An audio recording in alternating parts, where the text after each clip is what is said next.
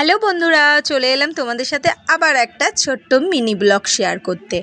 আজকের কিন্তু শ্রাবণ মাসের শেষ শনিবার, তাই আজকের পুজো দিতে চলে আসলাম। আর তার সাথে সাথে আজকের কিন্তু মনসা পুজো, তাই সকাল সকাল স্নান করে এসেই পুজো দিতে চলে আসলাম। আর এখানে এসে দেখি কি প্রচণ্ড ভিড় মানে রীতিমতন লাইন পড়ে গেছে।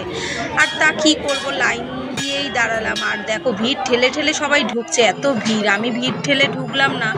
তার কারণ যদি একবার হুমড়ি খেয়ে পড়ি তাহলে তো একদম যার ওপর পড়বো তার চাপের হয়ে যাবে। তা কি করব, ফাঁকা হওয়া অবধি অপেক্ষা করলাম। তার যে একটু ফাঁকা হলে তারপর ঢুকবো। আর দেখো শেষমেশ মায়ের কাছে গিয়ে পৌঁছে পড়লাম। পৌঁছে গিয়েই শান্তি ভক্তি করে পুজো দিলাম।